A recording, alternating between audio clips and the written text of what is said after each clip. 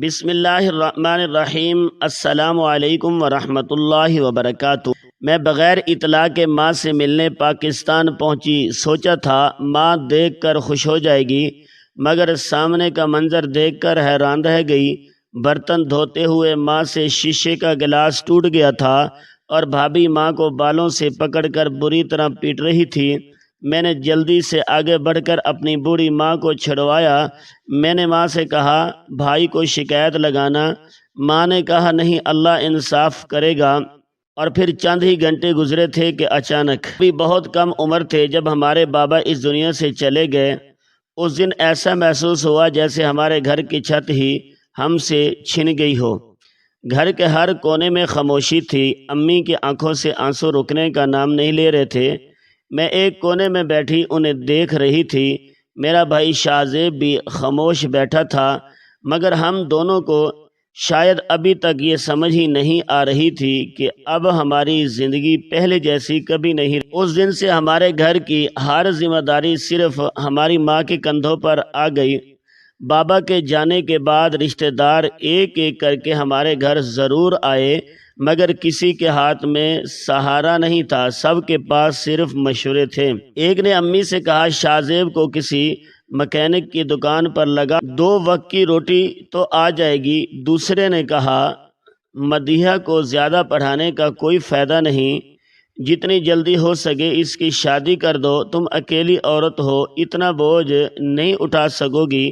مگر میری ماں ہر ایک کی بات خاموشی سے سنتی رہی۔ پھر آخر میں صرف اتنا کہتی، میرے بچے پڑھیں گے، ضرور پڑھیں گے، چاہے مجھے اپنی جان ہی کیوں نہ لگانی پڑے۔ اگلے ہی دن سے امی لوگوں کے گھروں میں کام کرنے جانے لگی۔ صبح اندھیرا ہوتا تو وہ گھر سے نکل جاتے، شام کو تھکی ہاری واپس آتی۔ ان کے ہاتھ برتن دھوتے دھوتے کھردرے ہو چکے تھے، کپڑے دھوتے دھوتے انگلیوں کی جلد اتر جاتی تھی، مگر وہ جب ہمیں کتابیں کھول کر پڑھتے دیکھتے تو ان کے چہرے پر عجیب سا سکون آ جاتا۔ میں اور شاہ زیب ایک ہی کلاس میں پڑھتے تھے، ہم دونوں ایک ہی بینچ پر بیٹھتے، ایک ساتھ سکول جاتے، ایک ساتھ واپس آتے، مگر پڑھائی میں مجھ پر اللہ کا خاص کرم تھا۔ میں ہمیشہ کلاس میں سب سے آگے رہتی تھی۔ امتحان آیا تو میرے بہت اچھے نمبر آئے اور میری اسکالرشپ لگ گئی۔ اس خبر نے ہمارے گھر میں پہلی بار خوشی کی ایک چھوٹی سی کرن روشن کر دی۔ امی نے مجھے سینے سے لگا لیا، ان کی آنکھوں میں خوشی کے آنسو تھے۔ وہ بار بار کہہ رہی تھے میری بیٹی ایک دن بہت بڑا نام کرے گی، اللہ نے میری محنت ضائع نہیں ہونے دی۔ مگر دوسری طرف شاہ زیب کی اسکالرشپ نہ لگ سکی۔ اس کے نمبر اگر برے نہیں تھے مگر اتنے اچھے بھی نہیں تھے کہ اسے مفت تعلیم مل جاتی۔ کالج میں داخلے کے وقت آیا تو امی کئی راتیں جاگتی رہی اور بار بار اپنے پرانے صندوق میں رکھے ہوئے چند نوٹ گنتی، پھر خاموشی سے واپس رکھ دیتی۔ آخر ایک شام انہوں نے شاہ زیب کو اپنے پاس بٹھایا، بیٹا میری بات کا برا مت ماننا، مدیحہ کی پڑھائی تو اسکالرشپ کی وجہ سے چل جائے گی، مگر میں تمہاری کالج کی فیس نہیں دے سکتی، اگر تم پرائیویٹ امتحان دے دو تو شاید ہمارا کام چل جائے۔ شاہ زیب نے چند ہی لمحے سر جھکائے رکھا، پھر بولا کوئی بات نہیں امی، میں پرائیویٹ پڑھ لوں گا۔ اس دن میں نے پہلی بار اپنے بھائی کی آنکھوں میں اداسی دیکھی، مگر اس نے ایک لفظ بھی شکایت کا نہیں کہا۔ وقت گزرتا رہا، میں باقاعدگی سے کالج جاتی رہی، شاہ زیب پرائیویٹ تیاری کرتا رہا۔ امتحان ہوئے، پھر نتیجہ آیا، میرے نمبر ہمیشہ کی طرح بہت زیادہ تھے، جبکہ شاہ زیب صرف پاس ہوئے، جتنے نمبر لے سکا، مگر آخرکار ہمارے ہاتھوں میں ایک جیسی ڈگری تھی۔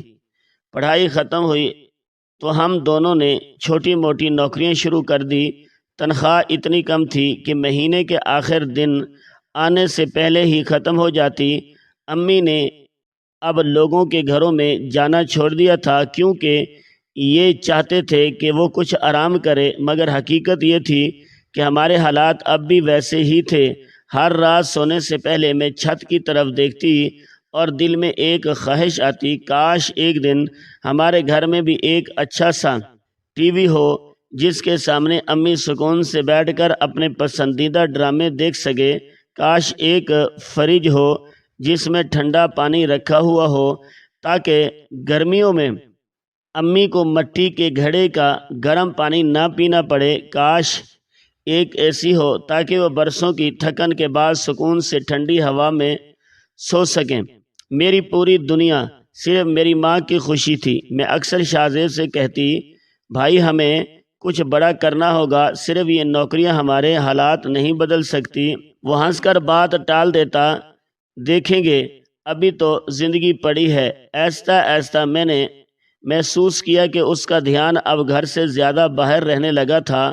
وہ اکثر فون پر کسی سے بات کرتا رہتا تھا، کبھی جلدی گھر نہیں آتا تھا۔ میری سمجھ میں آ گیا تھا کہ اس کی زندگی میں کوئی لڑکی آ چکی ہے۔ ایک دن وہی ہوا جس کا ہمیں ڈر تھا۔ شاہ زیب اچانک ایک لڑکی کو اپنے ساتھ لے آیا۔ پورے محلے میں شور مچ گیا، لوگ ہمارے گھر کے باہر جمع ہو گئے، لڑکی کے گھر والے بھی پہنچ گئے، ہر طرف بحث ہو رہی تھی۔ آخر فیصلہ یہی ہوا کہ اب نکاح کے سوا کوئی راستہ نہیں۔ تب ہمیں معلوم ہوا کہ اس لڑکی کا نام یاسمین تھا۔ وہ پہلے بھی شادی شدہ رہ چکی تھی، مگر 1 سال بعد طلاق لے کر واپس آ گئی تھی۔ اس کا چہرہ ایک لمحے میں بجھ گیا۔ انہوں نے بہت احساس سے شاہ زیب سے کہا، بیٹا، دنیا کی ہر ماں یہی چاہتی ہے کہ اس کے کنوارے بیٹے کی شادی ایک کنواری لڑکی سے ہو۔ ہمیں پہلے بتایا ہوتا تو ہم تمہاری پسند کا بھی خیال رکھتے۔ مگر شاہ زیب نے دو ٹوک انداز میں کہا، میں نے شادی کرنی ہے تو صرف یاسمین سے ہی کرنی ہے۔ ادھر یاسمین کے گھر والے بھی جیسے اس فیصلے کے منتظر بیٹھے تھے۔ انہوں نے صاف کہہ دیا، ہم نے نکاح پر رضامندی دے دی ہے، اس کے بعد تم جانو یہ جانے، ہمارے گھر کے دروازے اس پر ہمیشہ کے لیے بند ہوں گے۔ امی نے ایک لمبی سانس لی، پھر خاموشی سے سر جھکا دیا۔ چند گواہوں کی موجودگی میں نکاح ہو گیا۔ یوں یاسمین اس گھر کی بہو بن کر آ گئی جس گھر میں پہلے ہی ایک ایک نوالے کا حساب ہوتا تھا۔ اب ایک اور فرد کا اضافہ ہو گیا، مگر شاہ زیب کو جیسے کسی اور چیز کی فکر ہی نہ رہی۔ وہ ہر وقت اپنی بیوی کے ساتھ مصروف رہتا، کبھی اس کی فرمائش پوری کرتا، کبھی اسے گھمانے لے جاتا، کبھی اس کے لیے چیزیں خرید کر لاتا، جبکہ گھر کے باقی حالات ویسے ہی خراب رہتے۔ میں یہ سب خاموشی سے دیکھتی رہتی۔ پھر ایک دن میں نے فیصلہ کر لیا کہ اگر قسمت خود بدلنے نہ آئے تو انسان کو خود اس کی طرف چل کر جانا پڑتا ہے۔ میری ایک بہت قریبی دوست تھی، اس کے والد کئی برسوں سے بیرون ملک ملازمت کر رہے تھے۔ ان کا کوئی بیٹا نہیں تھا، صرف ایک بیٹی تھی جس کی شادی ہو چکی تھی۔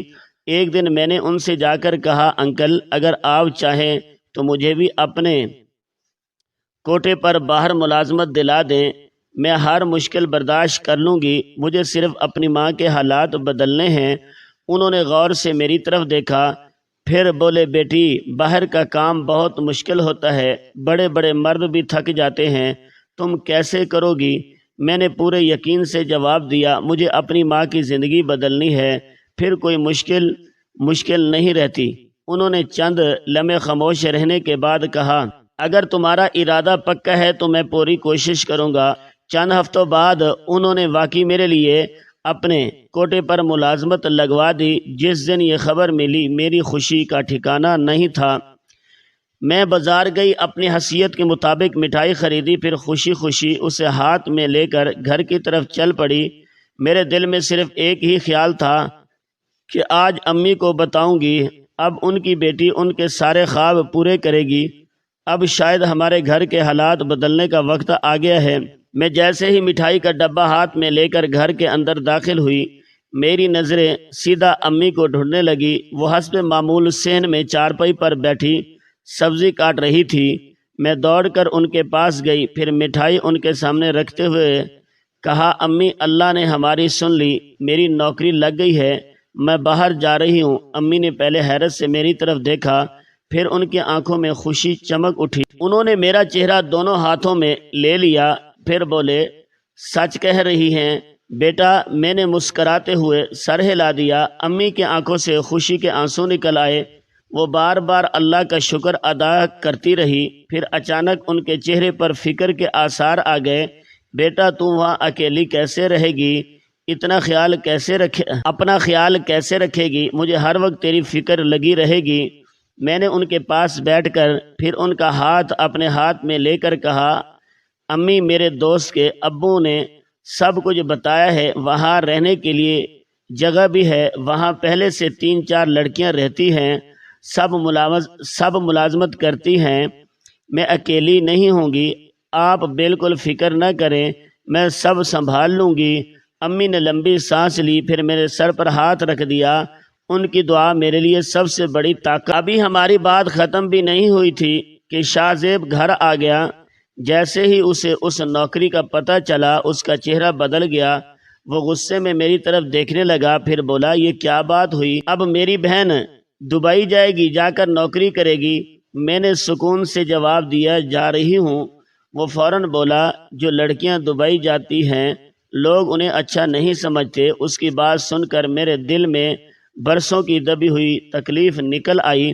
میں نے کہا، میں دبئی کام کرنے جا رہی ہوں، ڈانس کرنے تو نہیں جا رہی۔ میری بات سن کر وہ زیادہ غصے میں آ گیا، پھر اونچی آواز میں بولا، امی اس کی زبان دیکھیں کیسے جواب دے رہی ہے۔ امی اس دن پہلی بار پوری مضبوطی سے میرے ساتھ کھڑی ہو گئی۔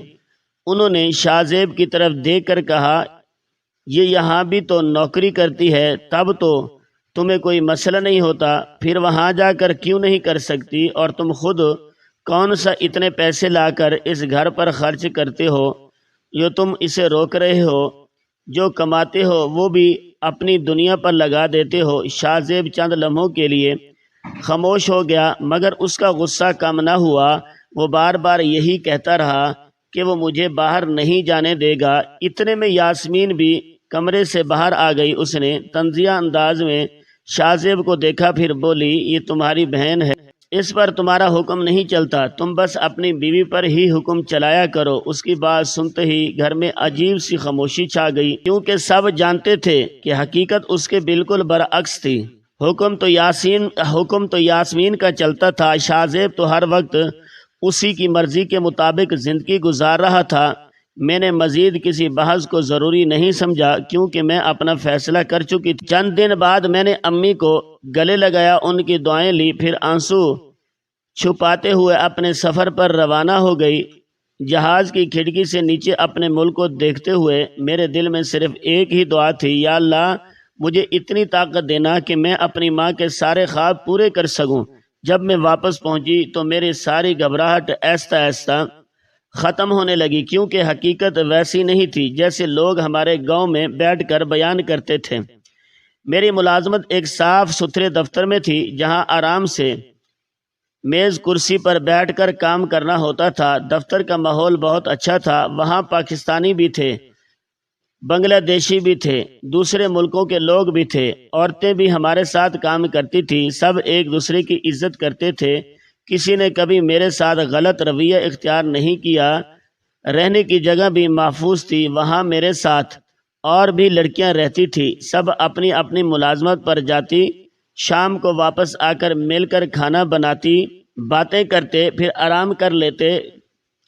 پہلی ہی رات میں نے امی کو فون کیا، امی میں بالکل ٹھیک ہوں، یہاں سب لوگ بہت اچھے ہیں، اب میرے بارے میں بالکل فکر نہ کریں۔ امی کی آواز سن کر میری آنکھیں بھر آئی۔ وہ بولے، بیٹا اللہ تیرا بھلا کرے، مگر شاہ زیب روز یہی کہتا رہتا ہے کہ اب یہ گئی ہے تو واپس نہیں آئے گی، نہ جانے کہاں پھنس جائے گی، نہ جانے اس کے ساتھ کیا ہو جائے گا۔ میں ہنس دی، پھر کہا، امی میں کام کرنے آئی ہوں، کوئی غلط راستہ اختیار کرنے نہیں آئی، آپ بس میری فکر چھوڑ دیں۔ پہلی تنخواہ ملی تو میرے ہاتھ کانپ رہے تھے، پاکستانی حساب سے تقریباً 2.5 لاکھ روپے بنتے تھے، مگر اس میں سے مجھے پہلے اپنے قرضوں کی قسط بھی دینی تھی، کیونکہ ٹکٹ، ویزا اور دوسرے تمام اخراجات میں نے ادھار پر کیے تھے۔ میں نے اپنا ضروری خرچہ نکالا، قسط جمع کروائی، پھر باقی میں سے 1 لاکھ روپے سیدھے امی کے اکاؤنٹ میں بھیج دیے۔ جس گھر میں مہینے بھر میں بمشکل 20,000 روپے آتے تھے، وہاں ایک ساتھ 1 لاکھ روپے پہنچ گئے۔ امی نے فون کر کے روتے ہوئے کہا، بیٹا اتنے سارے پیسے؟ میں نے مسکرا کر جواب دیا، امی گرمی آنے والی ہے، سب سے پہلے اپنے کمرے کے لیے ایک اچھا سا ایئر کولر لیجئے۔ آپ نے ساری زندگی گرمی میں گزار دی، اب مزید نہیں، اور 2-3 مہینے انتظار کریں، پھر میں آپ کے کمرے میں اے سی بھی لگوا دوں گی۔ فون کی دوسری طرف چند لمحوں تک خاموش رہی، پھر امی کی روتی ہوئی آواز آئی، اللہ ہر ماں کو تیرے جیسی بیٹی دے۔ میں نے آنکھیں بند کر لی، کیونکہ میری ساری محنت کا مقصد صرف یہی تھا کہ میری ماں اب سکون سے جی سکے۔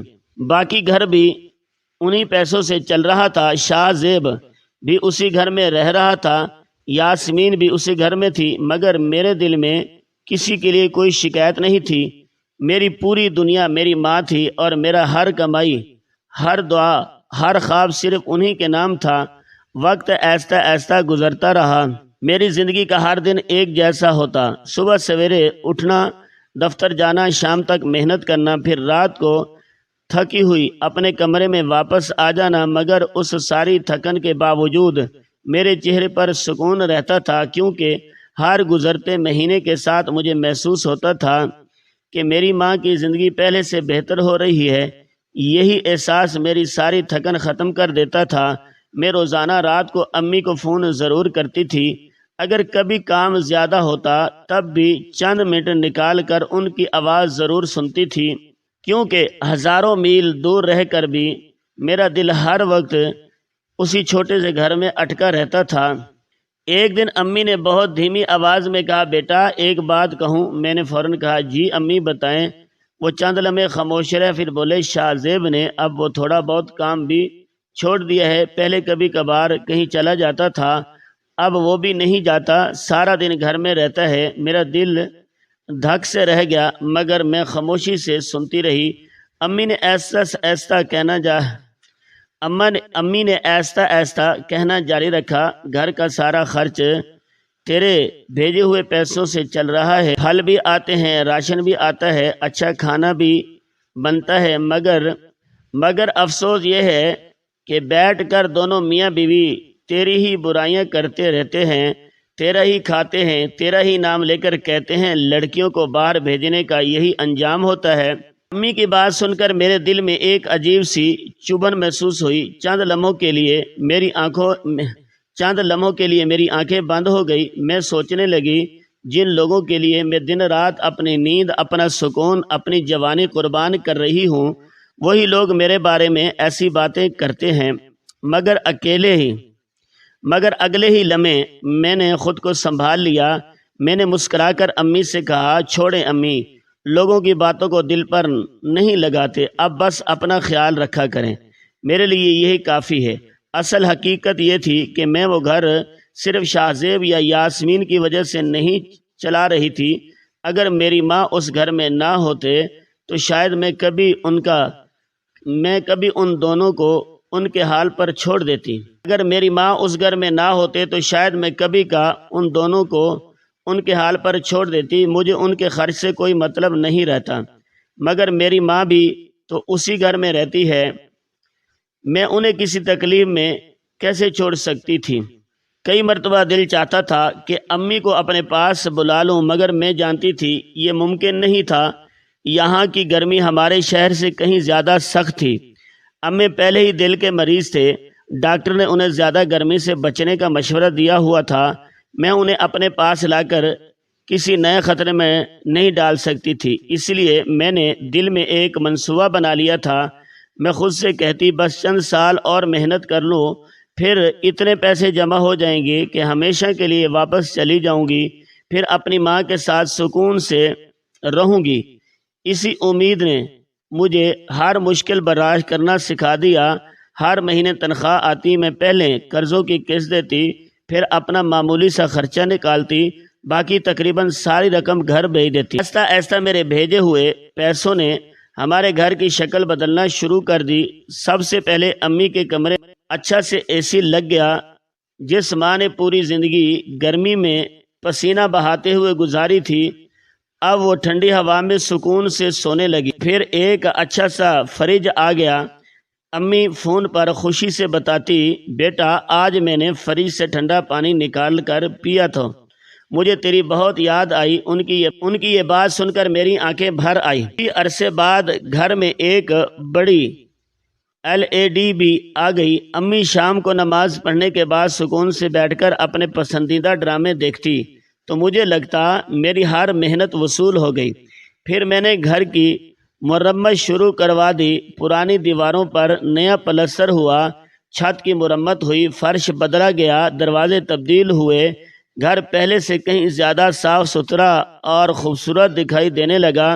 ہمارا وہ چھوٹا سا گھر جو کبھی ٹوٹ پھوٹ کا منظر پیش کرتا تھا اب دور سے ہی پہچانا جاتا تھا۔ اس پر میں نے اوپر والے حصے میں 2 کمرے ہی بنوا دیے، ایک چھوٹا سا کچن بھی تیار ہو گیا، پانی کی نئی ٹینکی لگ گئی، بجلی کا نیا نظام بن گیا، گھر کا نقشہ ہی بدل گیا۔ محلے والے جب وہاں سے گزرتے تو کہتے لگتا ہے اس گھر کی قسمت بدل گئی ہے، مگر کوئی نہیں جانتا تھا کہ اس قسمت کے پیچھے ایک بیٹی کی تنہائی کتنے برسوں سے خاموشی سے چل رہی تھی۔ دیکھتے ہی دیکھتے 3 سال گزر گئے۔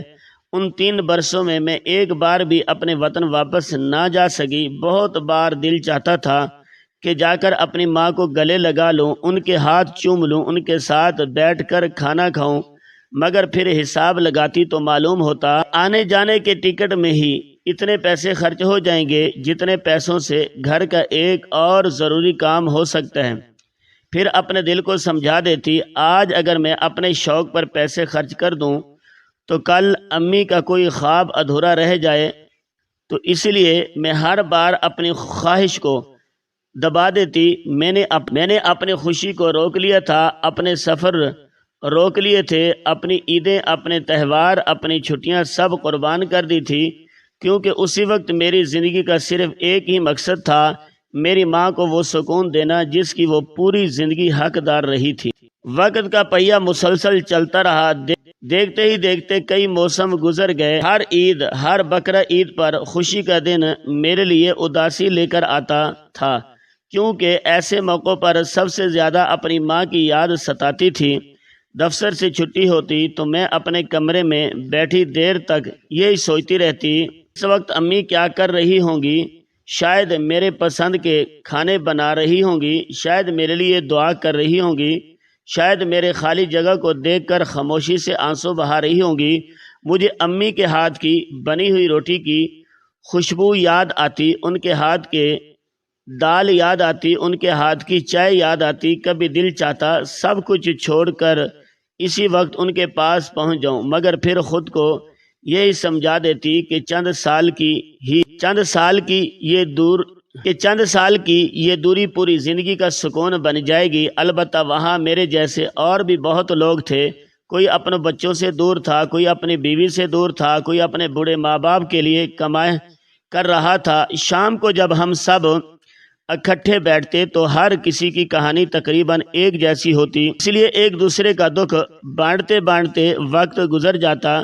مجھے پورا یقین تھا میں جو پیسے بھیجتی ہوں وہ سب امی کے ہاتھ میں جاتے ہیں۔ پہلے میں 1 لاکھ روپے بھیجتی تھی، مگر جب میرے سارے قرضے ختم ہو گئے تو میں نے ہر مہینے 1.5 لاکھ روپے بھیجنا شروع کر دیے۔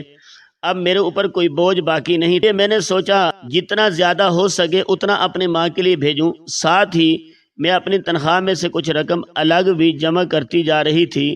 میرا ارادہ تھا کہ جب ہمیشہ کے لیے واپس جاؤں گی چھوٹا سا کاروبار شروع کروں گی تاکہ دوبارہ کبھی روزگار کے لیے اپنی ماں سے دور نہ جانا پڑے، مگر مجھے کیا معلوم تھا کہ میرے پیچھے میرے اپنے ہی گھر میں ایک الگ کہانی لکھی جا رہی ہے۔ عازب نے نہ جانے کب سے امی کو اپنی باتوں میں ایسا الجھا لیا تھا کہ وہ ہر بات خاموشی سے برداشت کرنے لگے۔ وہ ہر مہینے امی کے ہاتھ میں آنے والے پیسے ان سے لے لیتا تھا، پھر وہ اور یاسمین انہیں پیسوں سے اپنے عیاشیاں کرتے رہتے، کبھی نئے کپڑے خریدتے، کبھی مہنگے ہوٹلوں میں کھانا کھاتے، کبھی دوستوں کے ساتھ گھومنے نکل جاتے، مگر میری ماں کے ہاتھ میں صرف اتنے پیسے چھوڑتے جن سے وہ خاموشی سے اپنا گزارا کر سکیں۔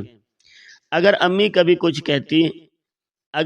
کبھی کچھ کہنے کی کوشش کرتے تو انہیں ڈرا دیا جاتا، کہیں مدیحہ کو کچھ مت بتانا، اگر اسے سب معلوم ہو گیا تو وہ پیسے بھیجنا بند کر دے گی، پھر گھر کیسے چلے گا۔ میری معصوم ہر بار خاموش ہو جاتے۔ وہ شاید یہی سوچتی تھی کہ اگر انہوں نے مجھے سچ بتا دیا تو میں پریشان ہو جاؤں گی، اس لیے وہ اپنی ہر تکلیف اپنے دل میں دفن کرتی رہی۔ یہاں تک کہ میری بھیجی ہوئی رقم کم پڑنے لگی تو شاہ زیب امی کے ذریعے مجھ تک پیغام بھجواتا، بیٹا اگر ہو سکے تو اس مہینے کچھ اور پیسے بھیج دینا، خرچے بہت بڑھ گئے ہیں۔ میں فون پر حیران ہو کر پوچھتی، امی آخر اتنے خرچے کس بات کے ہیں؟ وہ ہمیشہ ایک ہی جواب دیتے، بیٹا آج کل مہنگائی بہت بڑھ گئی ہے۔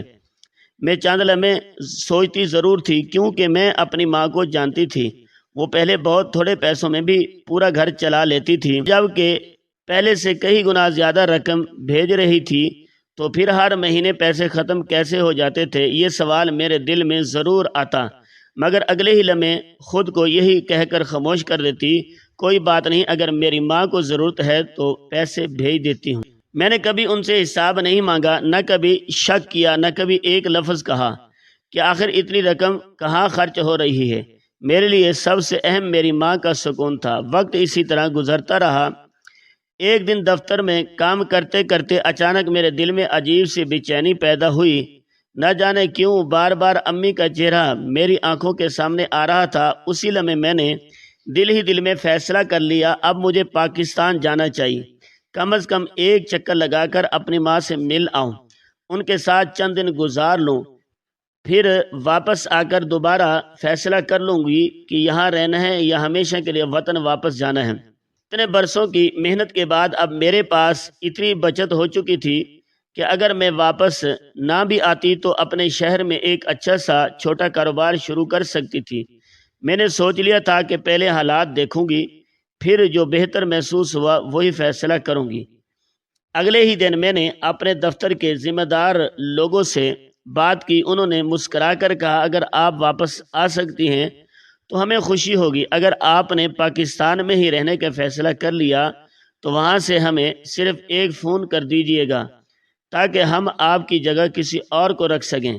میں نے ان کا شکریہ ادا کیا، پھر دل ہی دل میں اپنی ماں سے ملاقات کے لمحے سوچنے لگی۔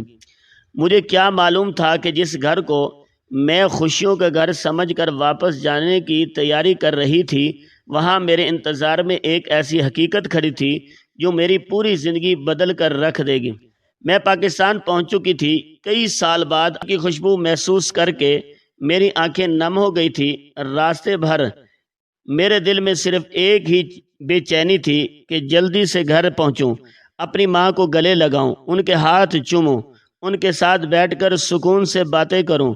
میں نے راستے میں کسی کو بھی اپنی آمد کی خبر نہیں دی تھی، کیونکہ میں سب کو اچانک خوش کرنا چاہتی تھی۔ دوپہر کا وقت تھا، سورج پوری شدت سے چمک رہا تھا۔ میں ایسا اپنے گھر کے دروازے تک پہنچی، دل زور زور سے دھڑک رہا تھا۔ میں نے خاموشی سے پردہ ہٹایا اور اندر قدم رکھا، مگر اگلے ہی لمحے میرے قدم وہیں رک گئے۔ میرے سامنے ایسا منظر تھا جس نے میری کئی برسوں کی خوشیوں کو ایک لمحے میں توڑ دیا۔ میری ماں شدید گرمی میں باورچی خانے کے سامنے جھکی ہوئی برتن دھو رہی تھی، ان کے کپڑے پسینے سے بھیگ چکے تھے، ان کی سانس تیز چل رہی تھی، ان کے چہرے پر تھکن صاف دکھائی دے رہی تھی۔ دوسری طرف یاسمین ایئر کولر کے بالکل سامنے آرام سے بیٹھی تھی، اس کے سامنے فروٹ سے بھری پلیٹ رکھی تھی، وہ سکون سے ایک ایک پھل کھا رہی تھی جیسے گھر کی ملکہ ہو۔ میں کچھ لمحوں تک خاموش کھڑی انہیں دیکھتی رہی۔ یہ منظر کسی ایک دن کا نہیں لگ رہا تھا، ایسے محسوس ہو رہا تھا جیسے یہ اس گھر کی روز کی کہانی ہو۔ میں ابھی یہی سوچ رہی تھی کہ اچانک امی کے ہاتھ سے ایک شیشے کا گلاس پھسل کر زمین پر گرا اور ٹوٹ گیا۔ امی کے چہرے کا رنگ ایک لمحے میں اڑ گیا، وہ اس قدر گھبرا گئی جیسے کوئی بہت بڑا جرم ہو گیا۔ اگلے ہی لمحے یاسمین غصے سے اٹھ کر دوڑی، وہ زور سے چیخنے لگی، تم نے میرا نیا سیٹ توڑ دیا۔ یہ کہتے ہی اس نے میری ماں کے بال مٹھی میں پکڑ لیے اور پوری طاقت سے انہیں جھنجھوڑنے لگی۔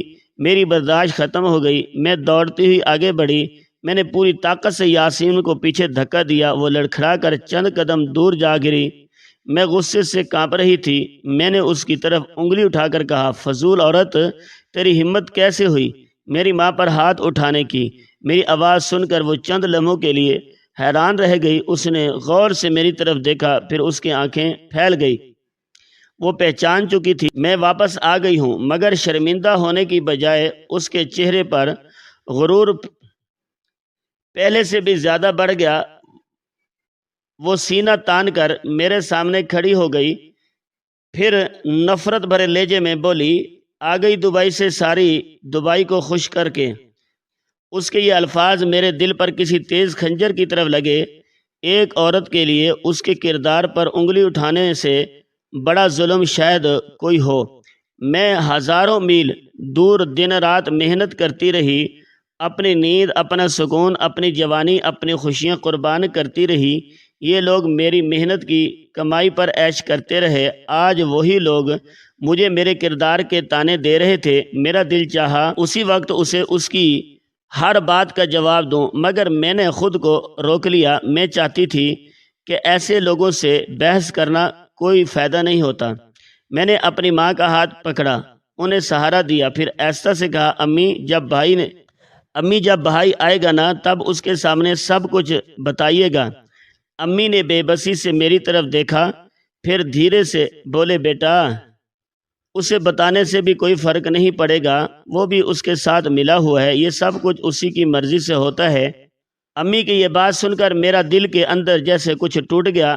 میں نے ان کے ہاتھ مضبوطی سے پکڑ لیے، پھر کہا، اب میں آ گئی ہوں امی، اب یہ سب کچھ نہیں ہوگا۔ یاسمین ہماری باتیں سن رہی تھی، مگر اس کے چہرے پر خوف نامی کوئی چیز نہیں تھی۔ وہ پہلے کی طرح اکڑ کر کھڑی رہی، ایسے لگ رہا تھا جیسے اسے پورا یقین ہو کہ شاہ زیب ہمیشہ اسی کا ساتھ دے گا۔ میں امی کو سہارا دے کر ان کے کمرے کی طرف لے گئی۔ جیسے ہی اندر داخل ہوئی تو ایک اور صدمہ میرا انتظار کر رہا تھا۔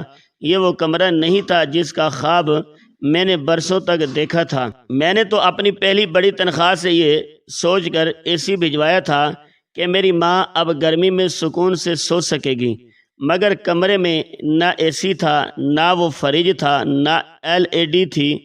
کمرہ پہلے کی طرح گرم تھا، سادہ تھا، ویران تھا۔ میں حیرت سے ادھر ادھر۔ امی نے خاموشی سے میری آنکھوں کا سوال سمجھ لیا۔ انہوں نے احساس سے کہا، بیٹا اے سی بھی ان کے کمرے میں ہے، فریج بھی، LED بھی، سب کچھ انہوں نے اپنے کمرے میں رکھ لیا ہے۔ میری آنکھیں بھر آئی، مجھے محسوس ہوا جیسے میرے 3 سال کی ہر محنت کسی نے میرے سامنے رون دی ہو۔ شام ڈھلنے لگی، ہلکی ہلکی ہوا چلنے لگی۔ اسی وقت یاسمین جان بوجھ کر چھت پر چڑھ گئی۔ چند لمحوں بعد شاہ زیب بھی اس کے پیچھے اوپر چلا گیا۔ پھر دونوں جان بوجھ کر اتنے اونچی آواز میں باتیں کرنے لگے کہ پورا محلہ سن سکے۔ یاسمین زور سے بول رہی تھی، وہ بہت خوش ہیں، ہم کسی سے نہیں ڈرتے، کوئی آئے یا کوئی جائے، ہمیں کوئی پرواہ نہیں۔ میں خاموشی سے یہ سب باتیں سنتی رہی۔ امی نے دھیمی آواز میں کہا، دیکھا بیٹا، یہ روز اسی طرح باتیں کرتی ہے تاکہ پورا محلہ سنے۔ میں نے امی کا ہاتھ تھاما، پھر ایسا سے کہا، امی فکر نہ کریں، اللہ سب کوئی دیکھ رہا ہے۔ مگر اس وقت میرے اپنے دل کے اندر عجیب سا طوفان برپا تھا۔ میں سوچ رہی تھی کہ اگر مجھے دوبارہ واپس جانا پڑا تو اپنی ماں کو ان ظالم لوگوں کے درمیان کیسے چھوڑ کر جاؤں گی۔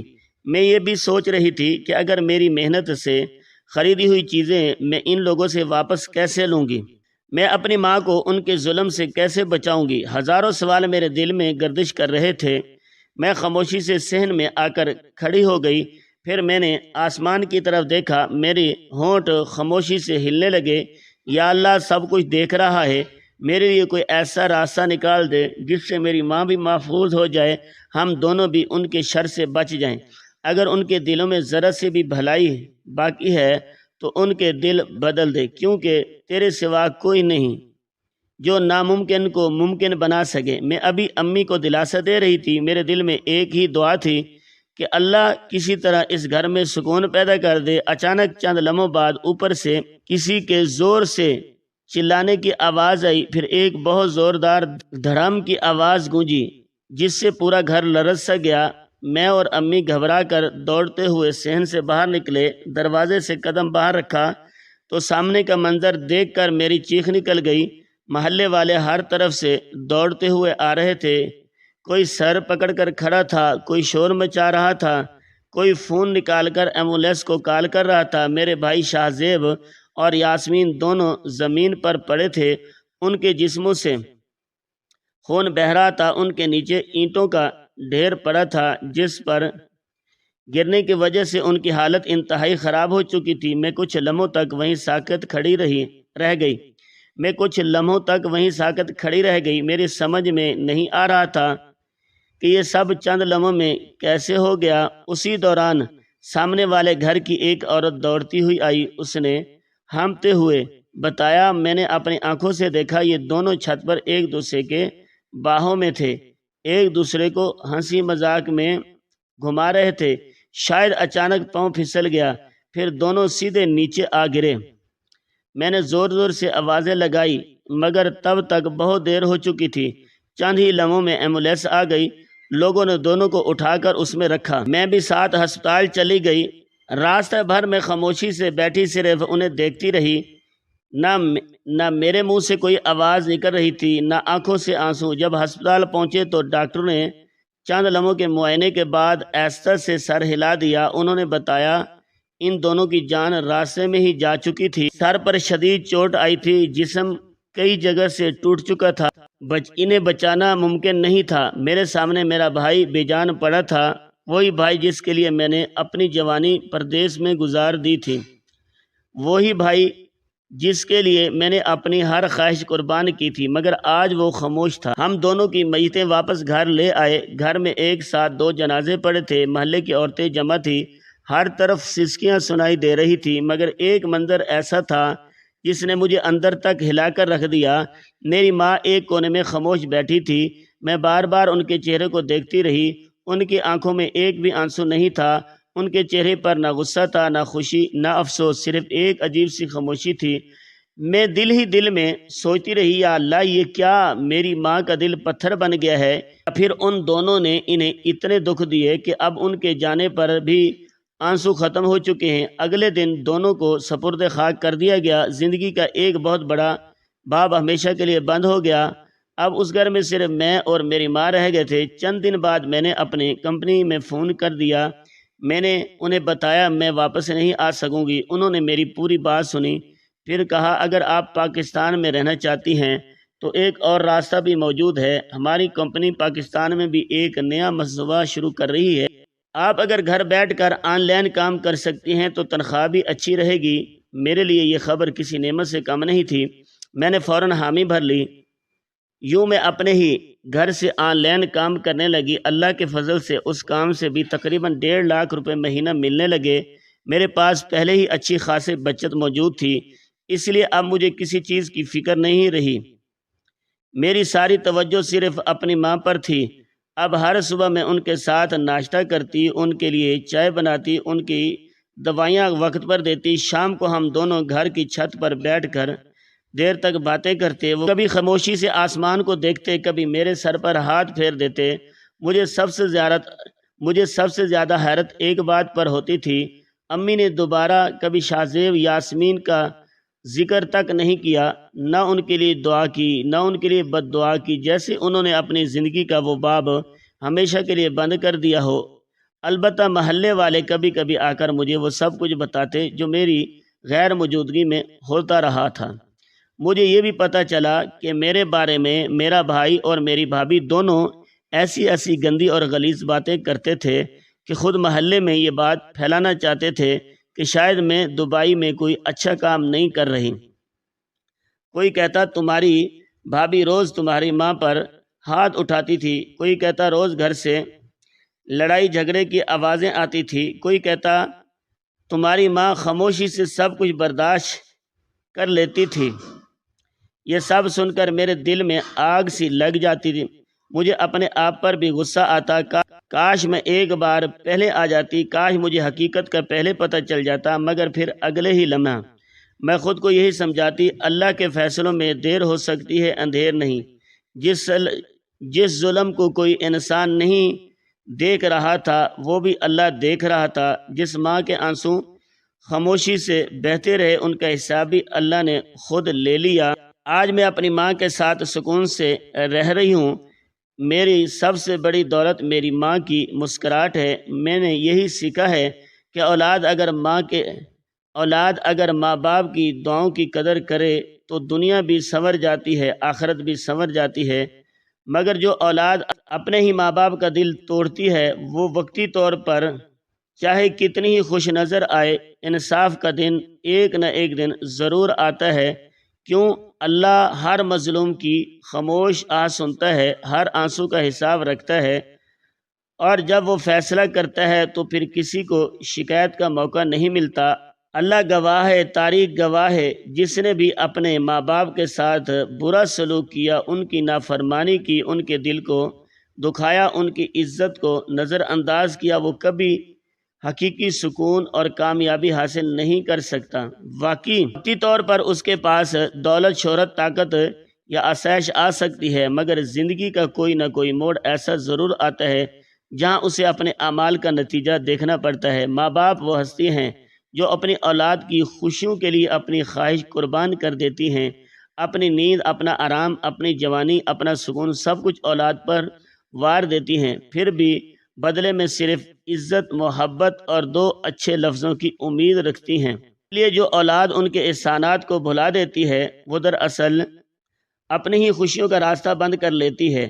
دنیا کی تاریخ ایسے ہے، بے شمار واقعات سے بھری پڑی ہے، جہاں ماں باپ کا دل دکھانے والے آخرکار پچھتاوا اور انتہائی کے شکار ہوئے، جبکہ ان کی خدمت کرنے والوں کے لیے اللہ نے ایسے راستے کھولے جن کا وہ خود بھی تصور نہیں کر سکتے تھے۔ انسان کو ہمیشہ یاد رکھنا چاہیے کہ ماں باپ کی دعائیں زندگی کی سب سے بڑی دولت ہے۔ ان کی رضا میں برکت ہے، ان کی خوشی میں کامیابی ہے، ان کی خدمت میں عزت ہے۔